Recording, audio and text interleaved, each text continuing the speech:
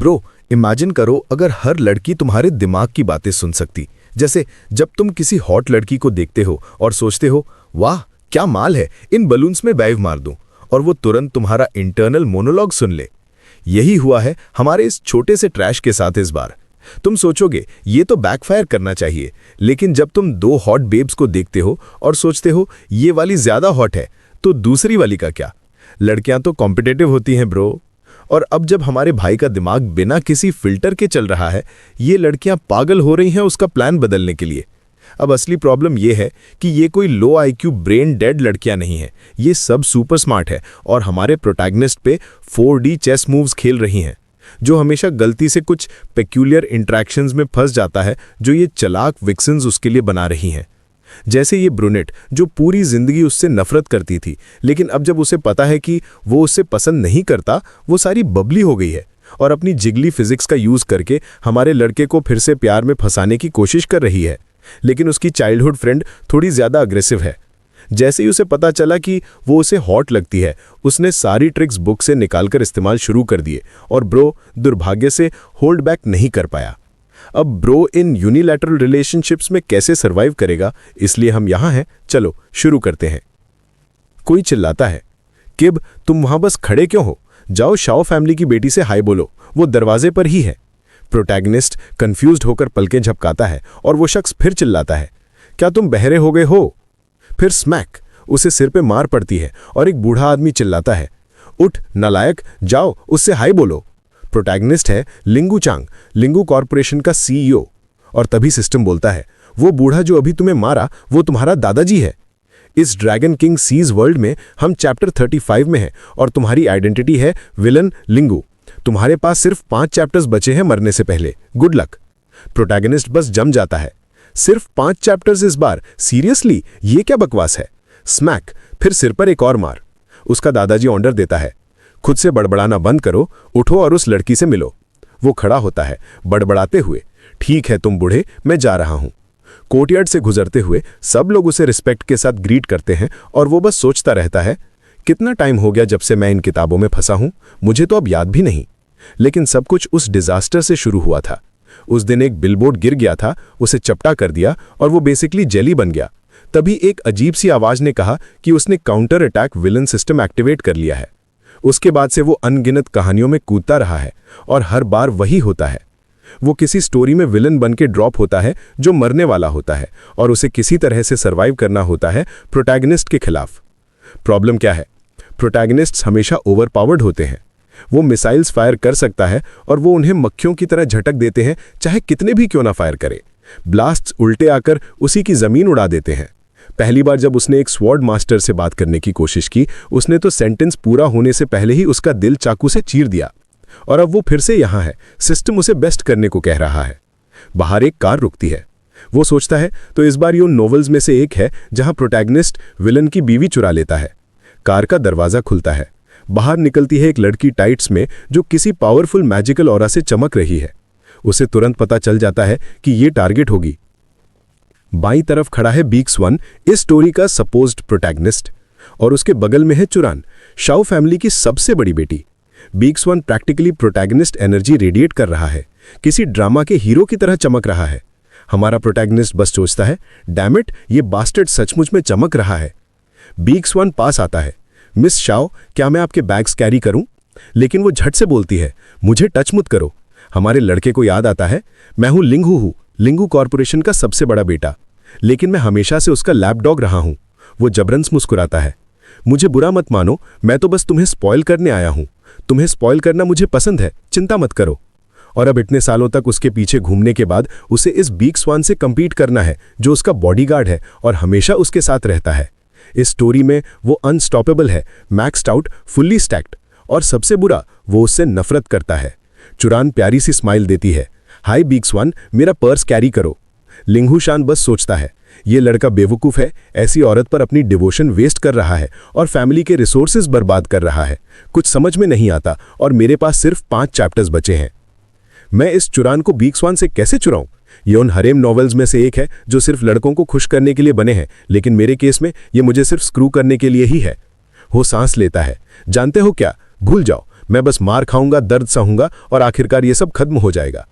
जोर से बोलता है, मिस चुरान, मुझे आपसे कुछ कहना है। लेकिन वो ठंडेपन से पलटती है। मुझे नहीं सुनना जो तुम कहना चाहते हो, लेकिन मेरे पास तुम्हें कहने के लिए कुछ है। वो इशारा करता है, बोलो गर्ल।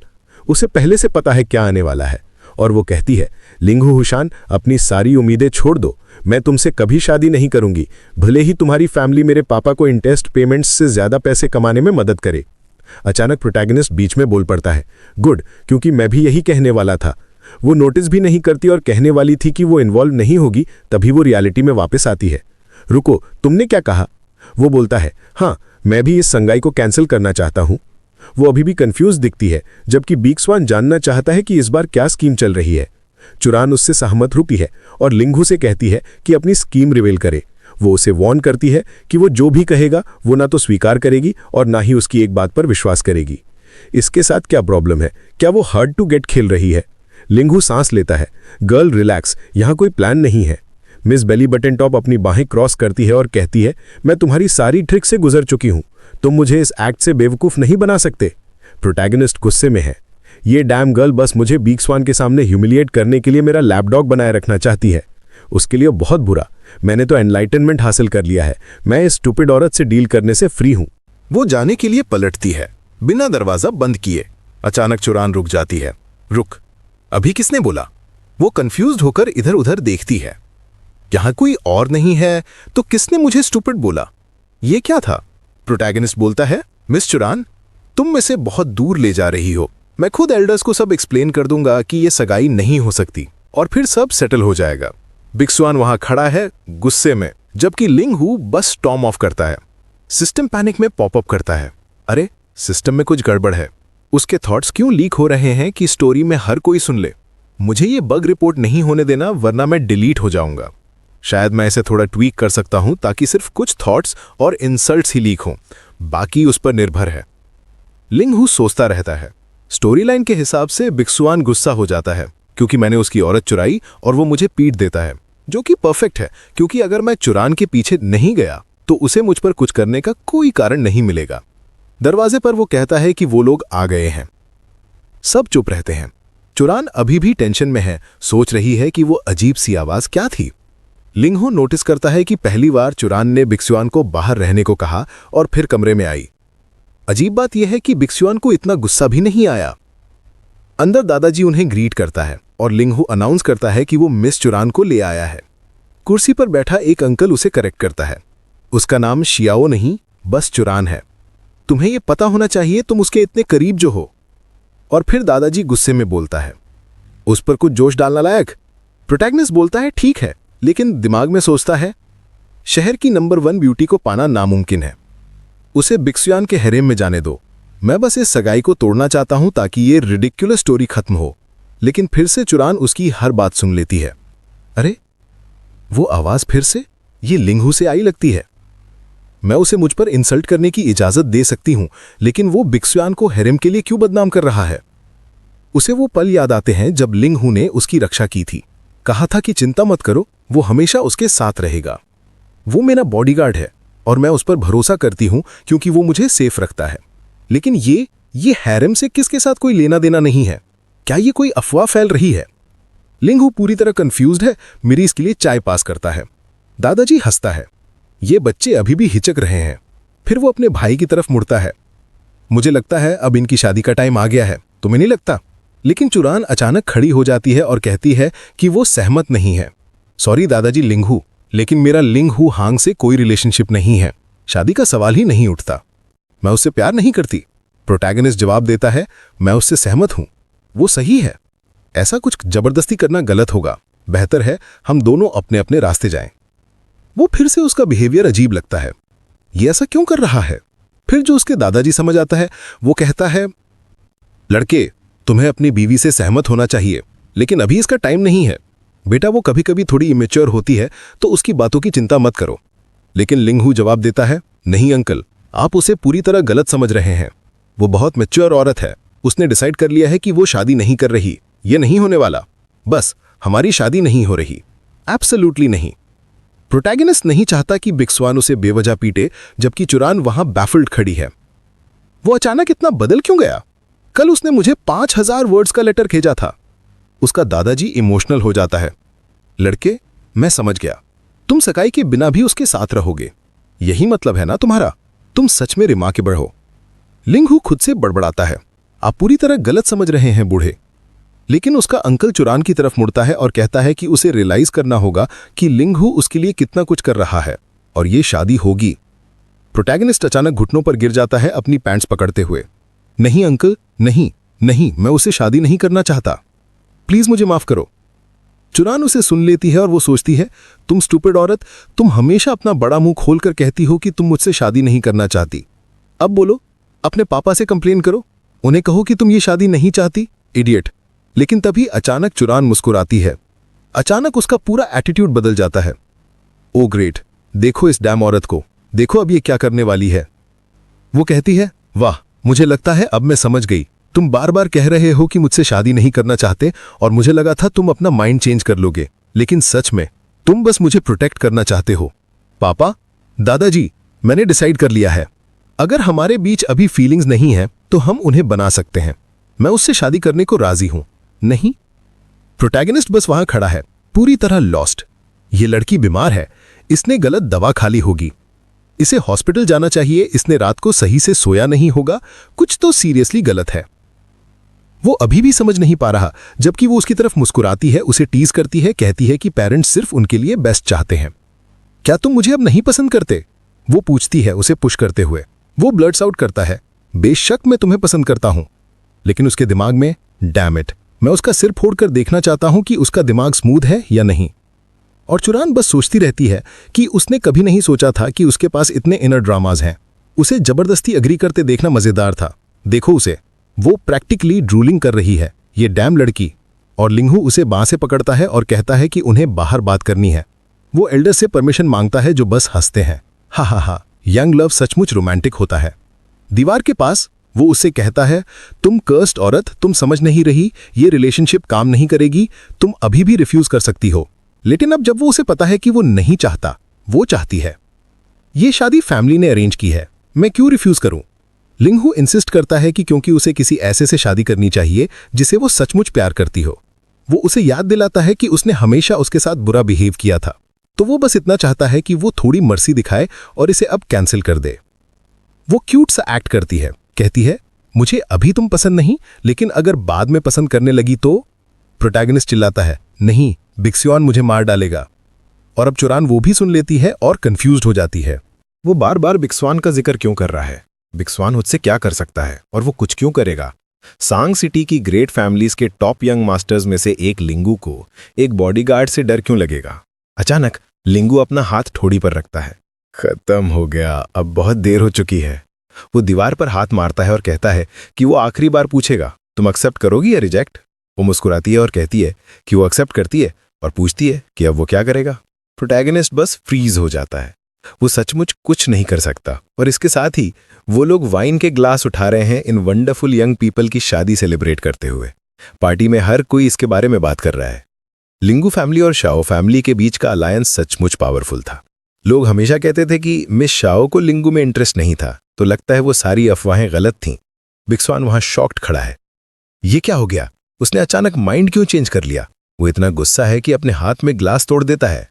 फिर वो गुस्से में कहता है, शाओ, मैं इस शादी के खिलाफ हूं। प्रोटैगनिस्ट पसीना पसीना हो रहा है। डैम बिक्स्वान, आखिरकार दिख ही गया, मेरी फेट सील्ड है। इसी बीच शाओ फैमिली का पेट्रियार्क चुरान का पापा पूछता है कि ये बिक्स्वान कौन है। बिक्स्वान मुस्कुराता है, अच्छे से देखोगे तो तुम्हें पता चल जाएगा।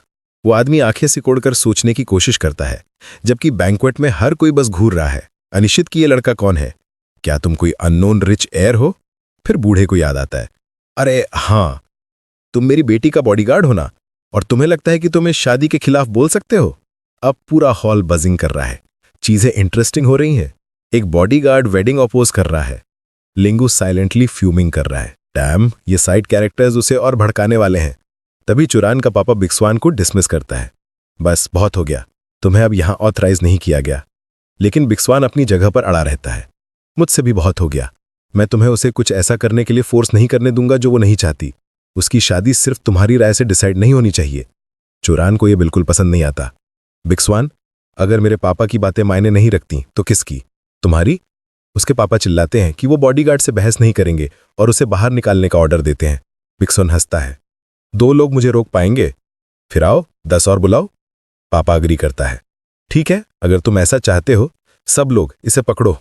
बिक्सवन एक तरफ देखता है, फिर पहले लड़के के पेट में एक पंच मारता है, उसे उड़ा देता है। बाकी गार्ड्स हिचकिचाते हैं, फिर बड़बड़ाते हैं। लगता है हमें साथ जाना होगा, और उस पर टूट पड़ते हैं। बिक्सवन नीचे झुकता है, तैयार। एक लड़के के जबड़े में मुक्का मारता है और दूसरे को बैकहैंड, और अचानक उससे एक एनर्जी वेव निकलती है जो सबको रूम के उस पार उड़ा देती है। अगला कौन है? वो गुस्से में कहता है। लिंगू बस स्टंट देख रहा है।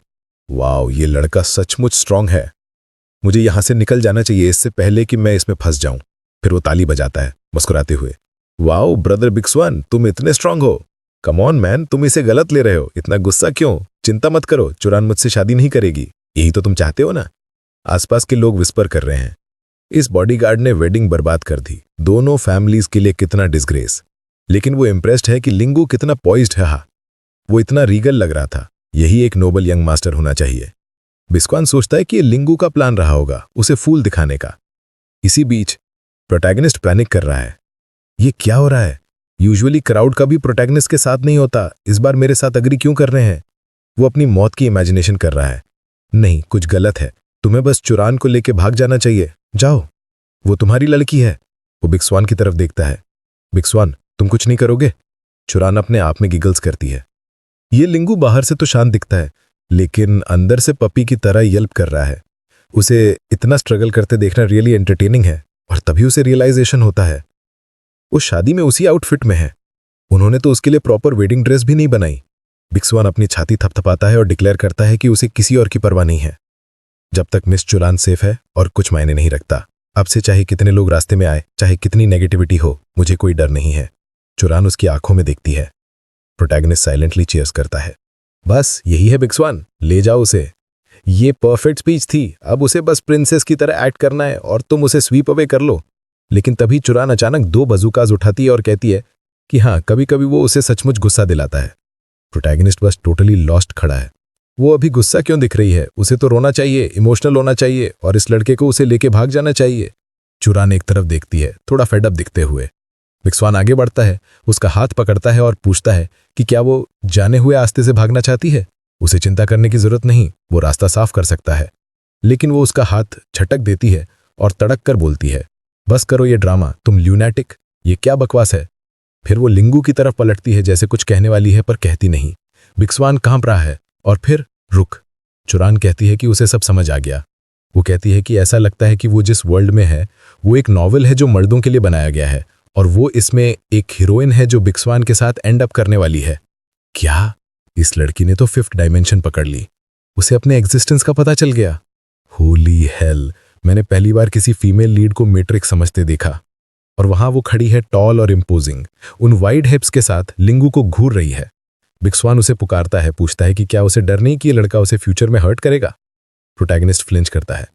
तुम दोनों मेरे इतने क्लोज क्यों खड़े हो? वो समझने की कोशिश कर रहा है कि क्या ये बास्टर्ड उसे अभी पंच करने वाला है।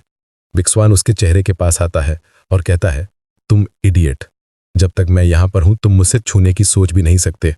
लेकिन चुरान उसे साइड करने को कहती है। वो लिंगू से बात करना चाहती है। वो उसे पूरी तरह से इग्नोर करता है और फिर से उसके सामने आ जाता है। लिंगू से कहता है कि वो खुद को फोर्स न करे कि वो तुम्हें पा सकता है। फ्यूचर में मैं तुमसे डील करूंगा, वो कहता है। तभी चुरान तड़कती है, बस करो ये प्रिजम्पशुअस होना बिक्सवान, मैं तुम्हारे साथ नहीं जा रही। लेकिन वो लवसिक लुक के साथ पलटता है और कहता है कि चुरान, तुम्हारा दिल बेटर है। मुझे पता है कभी कभी